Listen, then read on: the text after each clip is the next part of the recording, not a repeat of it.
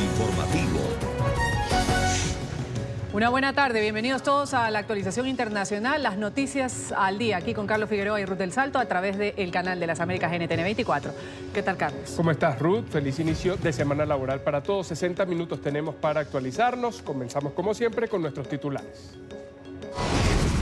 Comienza el informativo con Ruth del Salto y Carlos Figueroa.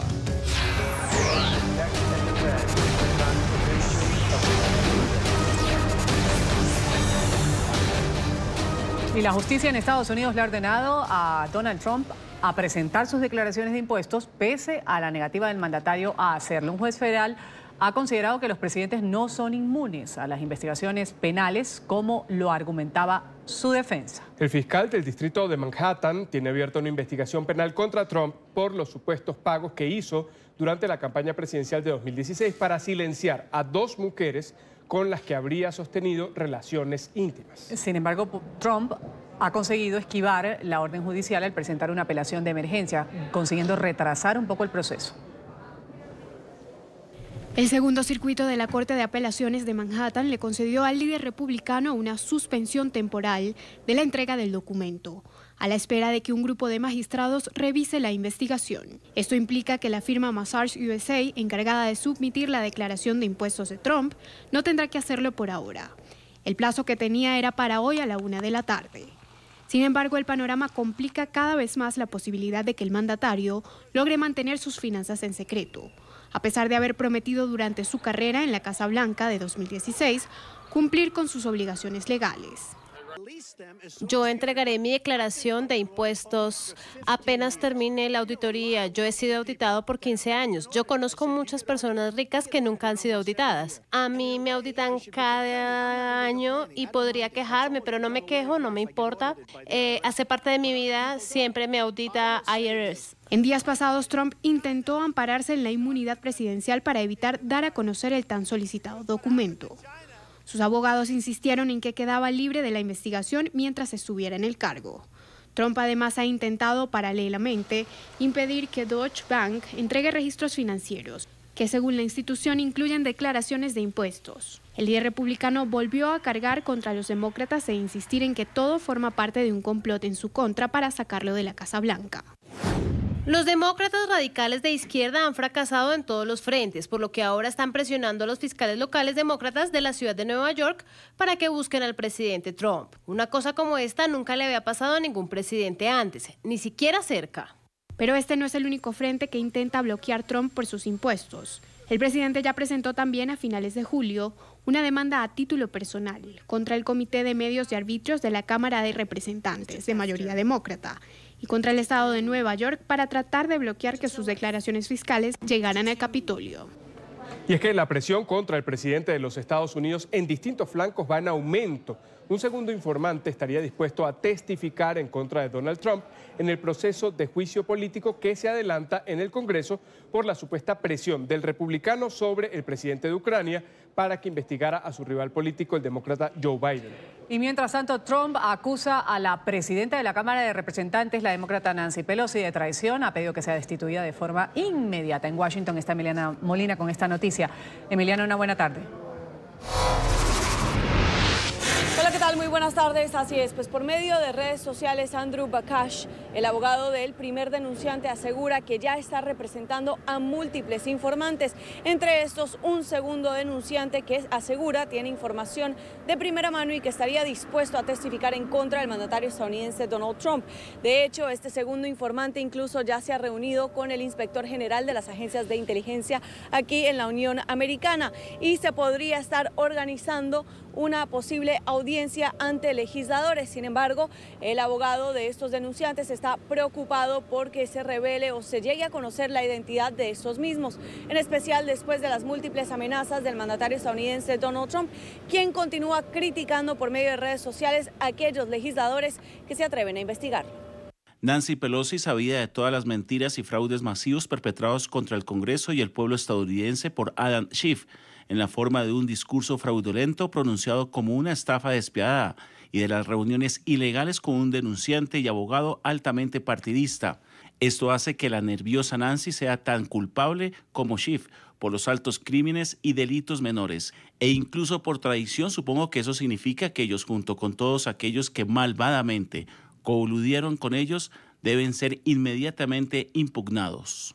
Funcionarios de la administración de Trump aseguran que no importa cuántos denunciantes salgan a luz, esto no quita el hecho de que el Ejecutivo no haya hecho nada mal hecho.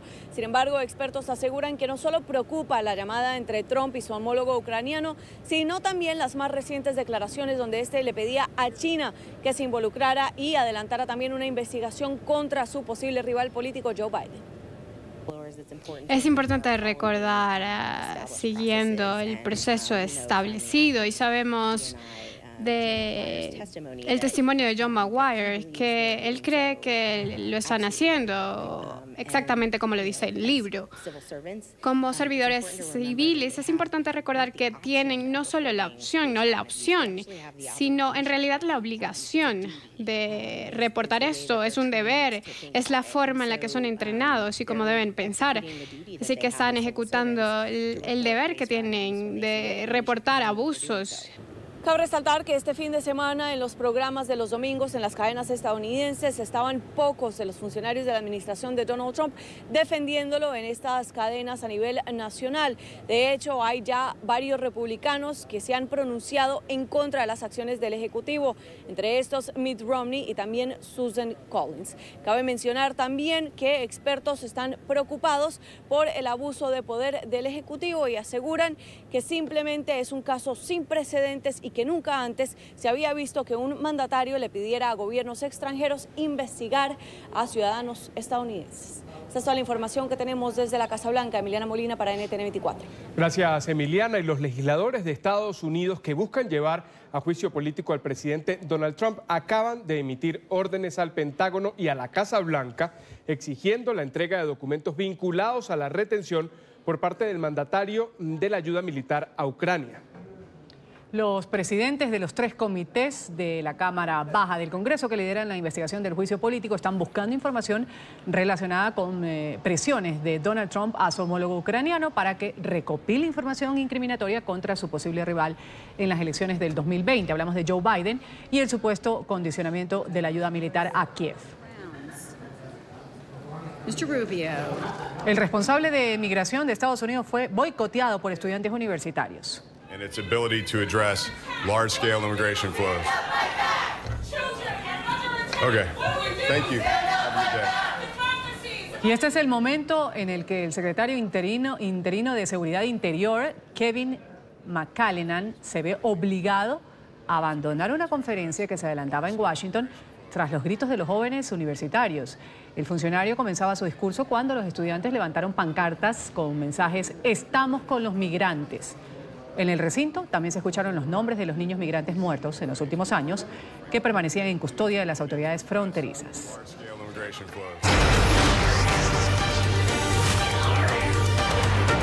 El senador por el estado de la Florida, Marco Rubio, intervino hoy en la Asamblea General de la Sociedad Interamericana de Prensa que se desarrolla en la ciudad de Miami.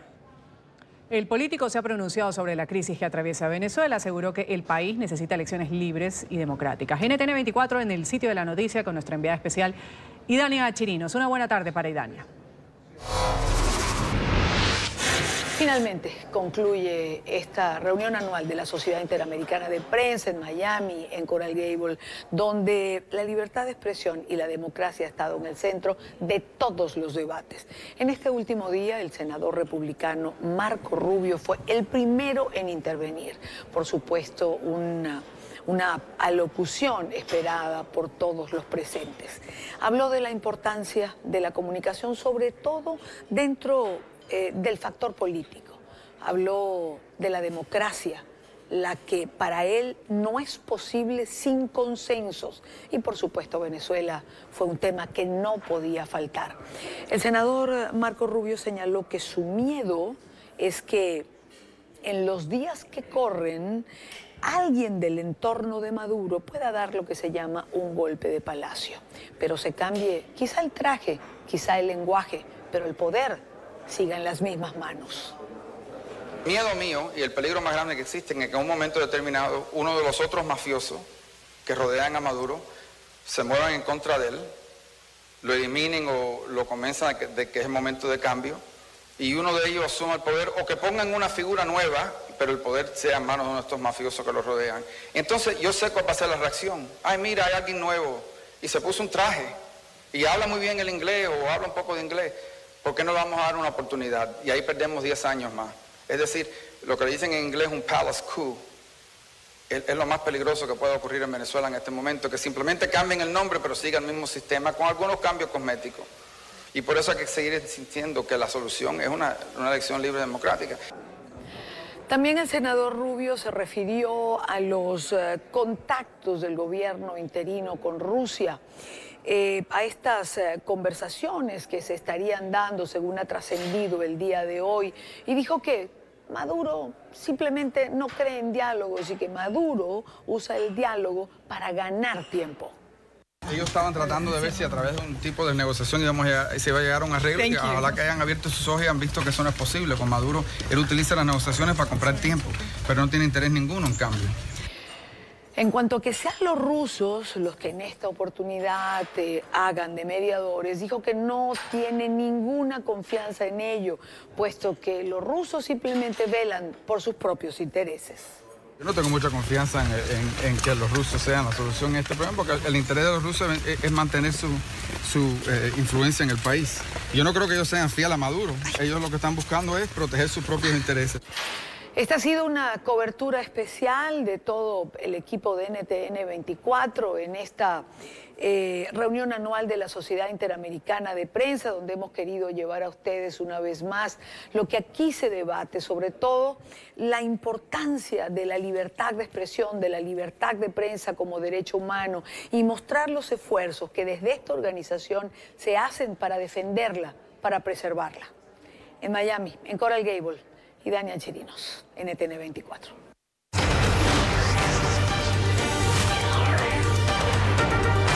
Avanzamos a otros temas. El candidato a canciller de la Unión Europea, el español Josep Borrell, se opone a las sanciones económicas contra Venezuela. Este lunes, durante su examen ante la Eurocámara, afirmó que las medidas en contra de sectores económicos del país suramericano perjudican aún más a los ciudadanos que están, citamos, al borde de la miseria. Sin embargo, Borrell, quien ejerce como ministro español de Relaciones Exteriores en funciones, afirmó que a pesar de su rechazo sí está a favor de las sanciones individuales contra miembros del régimen de Venezuela.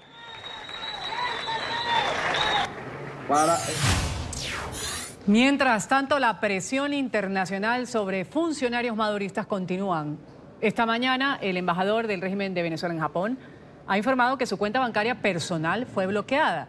Según él, esta podría ser una consecuencia de la decisión del presidente Trump de congelar activos venezolanos.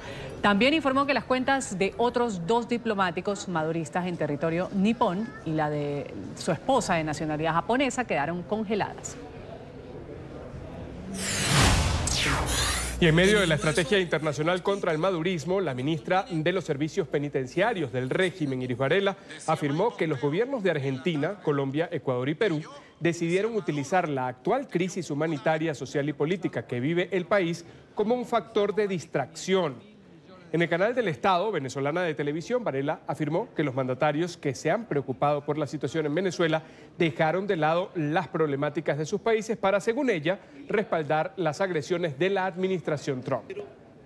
Ellos agarraron el tema Venezuela como un factor de distracción y además que, bueno, a los gringos eso les cayó de perlas, ¿no? Como dicen, teniendo a esos gobiernos títeres en el continente y considerándonos una amenaza para su interés hegemónico, para su política hegemónica mundial. Bueno, muy fácil. Tienes a estos elementos aquí, en estos gobiernos latinoamericanos, los reúne, les da las directrices y los sacan del contexto internacional. No existe, entonces desdibujaron, desaparecieron del mapa los pueblos de Argentina, el pueblo argentino, el pueblo de Brasil, el pueblo peruano, el pueblo ecuatoriano, lo desaparecieron.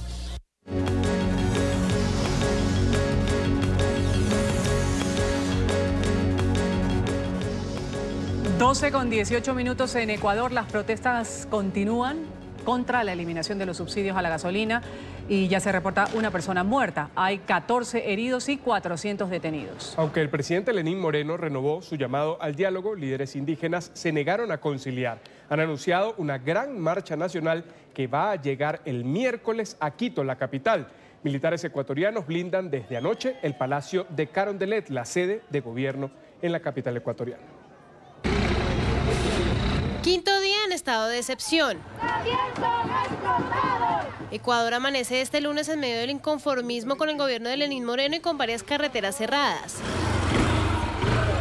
El paro de transportadores fue suspendido el pasado viernes. Sin embargo, el servicio no se ha regularizado y en algunas regiones del país se esperan nuevas movilizaciones por nuevos anuncios de alzas en los precios de la gasolina. La protesta hoy tiene como protagonista a los indígenas, que rechazan la eliminación de subsidios a los combustibles ordenada por la administración de Moreno. Las comunidades indígenas protagonizaron este fin de semana cierres viales y protestas violentas en el centro del país.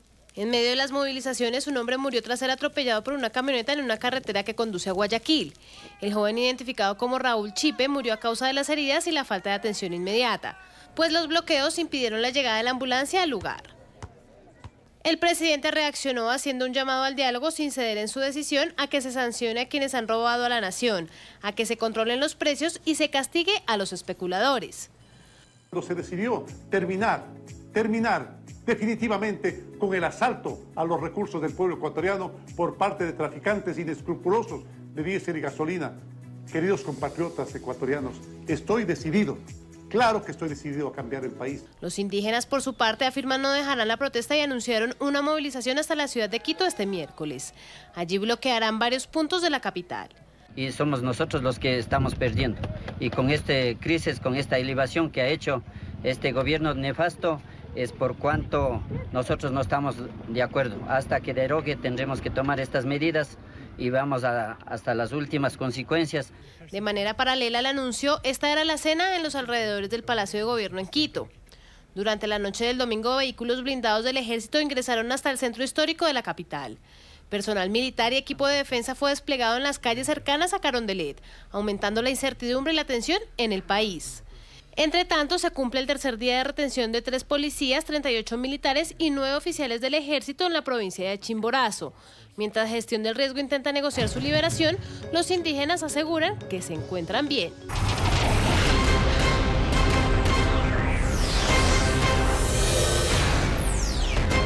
El gobierno de Andrés Manuel López Obrador confirmó que hay 2 mexicanos entre los muertos que dejó un tiroteo este fin de semana en un bar de Kansas City, en Estados Unidos. En total, 4 personas perdieron la vida. Otras 5 resultaron gravemente heridas. De acuerdo con la investigación preliminar de la policía, una disputa anterior en el establecimiento nocturno condujo al tiroteo. 2 hombres armados con pistolas huyeron de la escena. La policía de Nueva York ha acusado de asesinato a este hombre que van a ver en pantalla, identificado como Randy Santos, 24 años de edad, por el asesinato de 4 desamparados en el Chinatown, en el barrio chino, en la ciudad. El pasado fin de semana ocurrieron los hechos. Las víctimas dormían en la calle cuando fueron golpeadas con una tubería o un tubo de metal. El sospechoso fue imputado por los delitos de asesinato y posesión ilegal de marihuana. La madre de Randy Santos le dijo a medios locales que había expulsado a su hijo de su casa hace 3 años porque era adicto a las drogas. Contó que la agredió a ella y a su abuelo y además le robó a la familia. Sin embargo, aseguró que nunca se imaginó que sería capaz de matar a alguien. La Corte Federal del Distrito Sur de Nueva York retoma hoy el juicio por narcotráfico contra Juan Antonio Hernández. Es el hermano del actual presidente de Honduras. La Fiscalía, a cargo de la causa, prevé llamar a indagatoria a más capos de la droga que ahora colaboran con las autoridades. Vamos con esta noticia en desarrollo con nuestro periodista en Nueva York, Alejandro Rincón. Alejandro, una buena tarde para ti.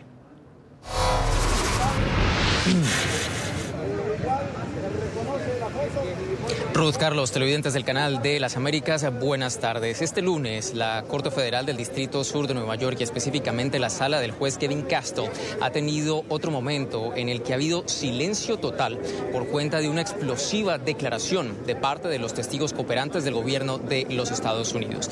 En este caso de Amílcar Alexander Ardón, exalcalde de la población de El Paraíso en el departamento de Copán, territorio de Honduras. Este personaje que se entregó el pasado marzo a las autoridades de los Estados Unidos para declararse culpable por varios delitos, entre ellos narcotráfico, porte ilegal de armas y conspirar para traficar cocaína hacia los Estados Unidos, declaró y entregó precisiones adicionales sobre el momento cuando en el año 2013 Joaquín El Chapo Guzmán en persona, como líder del cártel de Sinaloa, entregó $1 millón en efectivo para la campaña presidencial que condujo a Juan Orlando Hernández, actual jefe de Estado de los hondureños, a este cargo, al más alto cargo de elección popular en territorio hondureño. Adicional a esta explosiva revelación que ya había sido mencionada días atrás, pero que a la luz de esta declaración pues es constatada, el nuevo testigo cooperante que ahora rinde indagatoria también entregó precisiones sobre cómo desde el año 2011 las organizaciones narcotraficantes en Honduras tenían conocimiento de que los cargamentos que proveían directamente de Tony Hernández estaban contramarcados con sus iniciales, con TH. Además aseguró que el acusado Tony Hernández también portaba siempre armas en todo momento, que hacía parte a nivel personal de operaciones de tráfico de drogas. Justo en este momento, cuando hacía estas explosivas declaraciones, pues la Corte se decretó en pausa con el objetivo de seguir avanzando con la indagatoria que continuará con el avance de este juicio en el transcurso de este lunes. Por ahora crece la expectativa por más explosivas declaraciones que puedan surgir en el transcurso de este proceso. Es lo que tenemos para ustedes por ahora en vivo desde la Corte Federal del Distrito Sur de Nueva York. Continúen con más en el informativo. Gracias, Alejandro. Otro tema. El presidente de Perú, Martín Vizcarra, anunció que el Ministerio de Justicia va a investigar la interpretación jurídica de la renuncia de Mercedes Arauz a la vicepresidencia de la República. Esta dirigente había sido designada, recordemos, la semana pasada como presidenta interina por el disuelto Parlamento, que declaró también a Vizcarra en incapacidad moral. 24 horas después presentó su dimisión la funcionaria por considerar que no había condiciones para ejercer el cargo. El presidente Vizcarra ha insistido en que Arauz juramentó a un cargo que no podía asumir ante el Congreso disuelto constitucionalmente por él. Antes de ir a la pausa, escuchen esto. Decenas de mascotas han recibido una bendición especial en el Perú. Que Dios misericordioso bendiga a esos animalitos en el nombre del Padre, y del Hijo, y del Espíritu Santo. Amén. La particular ceremonia tuvo lugar en el monasterio de San Francisco de Lima durante una misa dedicada principalmente a los perros. Se trata de una fiesta anual en la capital peruana que honra a San Francisco de Asís. Es el santo patrón de los animales. Hoy hemos realizado la bendición de los animales. Hace unos días celebramos la fiesta de San Francisco de Asís, patrón de los animales, patrón de la naturaleza. Y para nosotros es una tradición ya aquí en Lima y creo que en todas las iglesias franciscanas hacer esta bendición de los animalitos.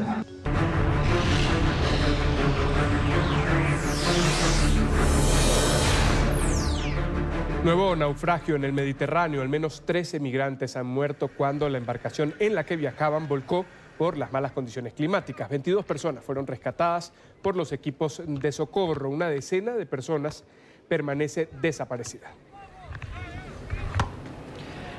Ambientalistas en todo el mundo han dado inicio a 2 semanas de rebelión internacional. Así se llama esta protesta para exigir a los gobiernos medidas urgentes que permitan frenar las emisiones de carbono. En Londres vamos a revisar lo que ha sucedido en horas de la mañana. Activistas han bloqueado las calles del centro de la capital británica.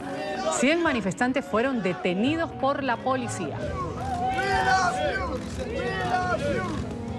50 personas fueron detenidas también en Ámsterdam por bloquear una calle importante mientras desafiaban las órdenes de trasladar su manifestación a una plaza cercana.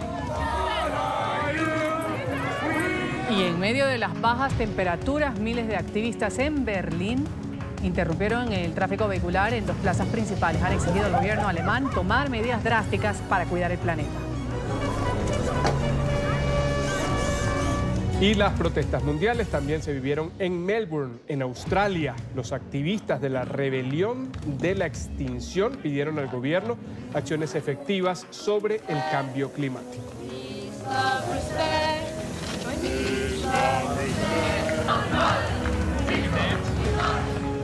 Temen una escalada de tensión en la frontera turco-siria después de que el presidente de Turquía, Recep Tayyip Erdogan, advirtiera que su ejército está listo para lanzar en cualquier momento operaciones contra milicias kurdas en Siria. Estados Unidos anunció que no se opondría a esta intervención y este lunes sus fuerzas en el norte del territorio sirio comenzaron a retirarse poco a poco. Donald Trump llamó a los actores del conflicto a resolver la situación por su cuenta. El Pentágono advirtió a Turquía que una invasión en el norte de Siria pone en juego la estabilidad de la región. La ONU, por su parte, dijo prepararse para lo peor, mientras la Unión Europea ha alertado sobre los riesgos para la población civil. En Hong Kong, un simpatizante del gobierno local arremetió contra los manifestantes pro democracia. Este hombre, conductor de un taxi, arrolló a un grupo de ciudadanos que protestaba frente a oficinas gubernamentales. Según reportes de medios locales, varias personas resultaron lesionadas, entre ellas una mujer que permanece en estado de gravedad y con ambas piernas rotas. El conductor fue detenido por los manifestantes que le propinaron una dura golpiza. Y hay polémica entre la NBA y China. La estrella del equipo Houston Rockets, James Harden, ha escrito un tuit apoyando las movilizaciones pro democracia en Hong Kong y rechazando la intervención china. De inmediato, a través de la televisión estatal, Pekín manifestó su rechazo a este mensaje y aseguró que no iba a retransmitir los juegos de los Rockets y que eliminaría el apoyo económico al equipo de básquetbol. El hecho obligó a la estrella de la NBA a pedir disculpas, no solo al gobierno chino, sino también a los deportistas de esta nacionalidad que compiten en los Estados Unidos. James Harden ofreció una rueda de prensa en Tokio, donde el equipo tejano disputará 2 juegos esta semana. La NBA, por su parte, emitió un comunicado condenando las declaraciones y afirmando que fueron ofensivas. Nos disculpamos, ¿sabes? Nos encanta China, nos gusta jugar allí. Cada uno de nosotros va allá 1 o 2 veces al año. Ellos muestran el mayor apoyo y amor. Los apreciamos como fanáticos y nos encanta nuestro alrededor y apreciamos el apoyo que nos dan, individualmente y como organización. Así que China, te queremos. En el inicio del sínodo sobre Amazonía, el Papa Francisco ha rendido homenaje a la cultura indígena. En este evento, que va a debatir durante 3 semanas los problemas ecológicos, también sociales, de la selva tropical, el pontífice ha indicado que no había ninguna diferencia entre las plumas que utilizan estas comunidades y el sombrero que llevan los jerarcas de la Iglesia. Ayer me dio mucha pena escuchar aquí dentro un comentario burlón sobre ese señor piadoso que llevó las ofrendas con plumas en la cabeza. Decime, ¿qué diferencia hay entre llevar plumas en la cabeza y el tricornio que usan algunos oficiales de nuestro dicasterio? El presidente de Rusia, Vladimir Putin, celebra su cumpleaños número 67 en las montañas de Siberia. En un video difundido por el Kremlin se ve al mandatario, que cumplió ya 20 años en el poder, recogiendo bayas y hongos en compañía de su ministro de Defensa. Putin planeaba pasar el resto del día celebrando junto a su familia.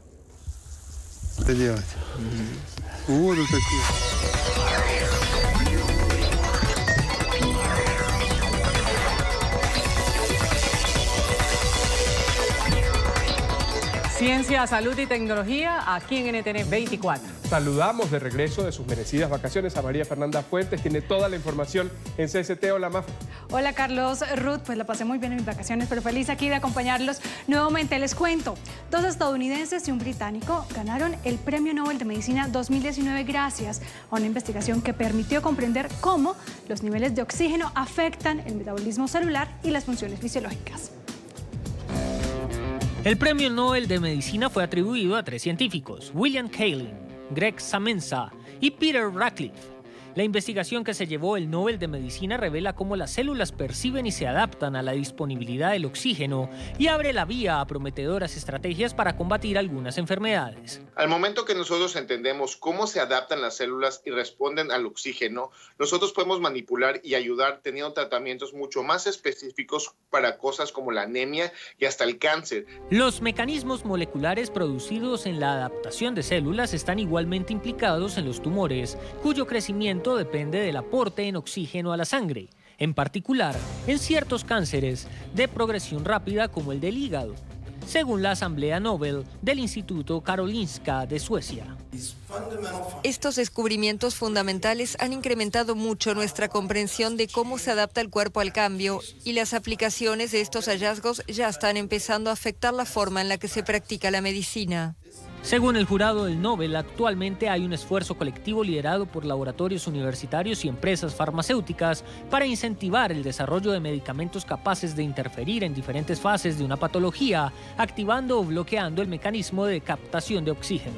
Ilan Shapiro, director médico de Educación y Bienestar en Altamed, asegura que la investigación es fundamental para entender cómo las células modifican su conducta. Al nosotros entender cómo las células modifican su conducta, cómo crecen, cómo entienden el oxígeno, varía mucho cómo van a responder a ciertas situaciones de estrés o problemas físicos que las células pueden tener.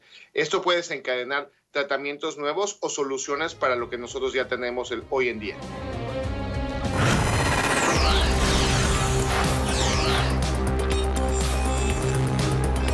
Hoy comienza la conferencia de Tecnología e Innovación Financiera CLAP, que reúne a líderes y empresarios de esta industria en Hollywood, Florida.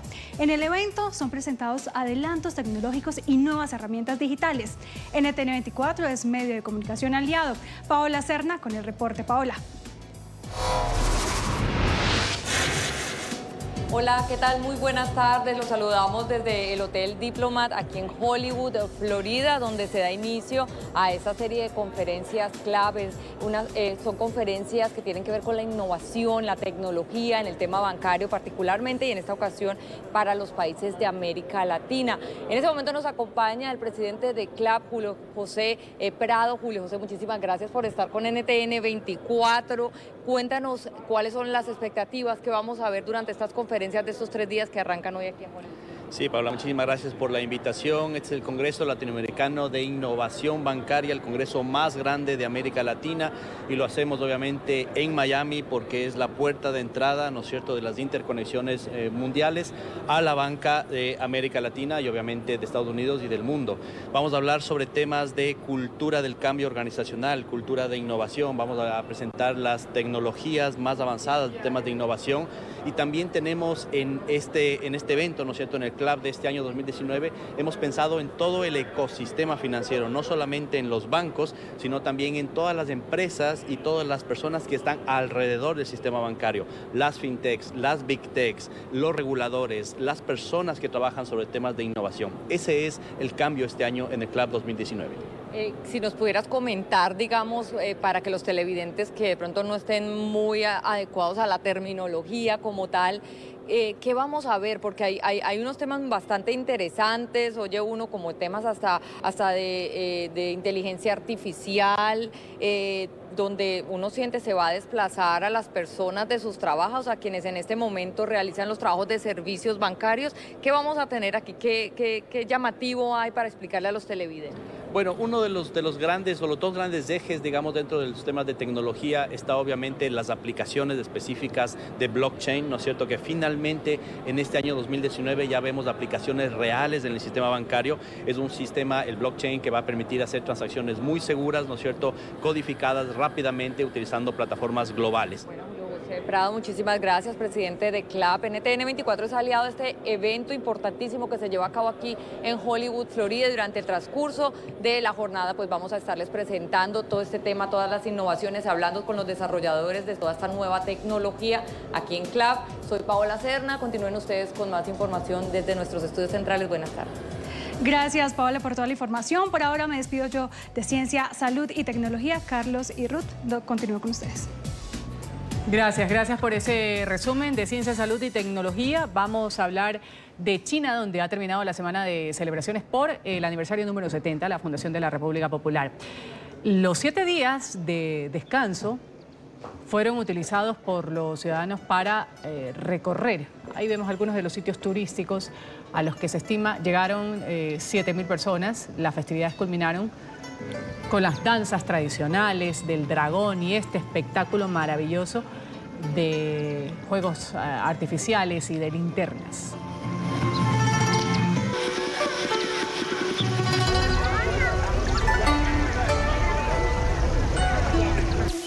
Gracias, Juan Felipe. Y antes de cerrar, el molino más famoso del mundo está de fiesta.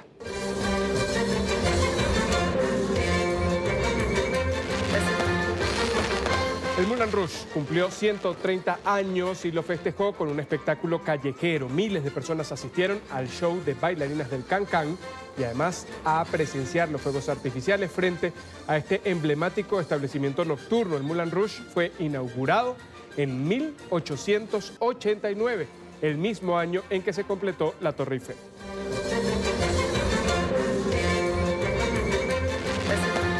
Claro, difícil no asociar la canción, el tatatán, con el baile del Can-Can. Por supuesto. Ahí viene la celebración. Gracias a todos por su sintonía con NTN 24. Los invitamos a que sigan informados en nuestro portal web ntn24.com. Feliz tarde.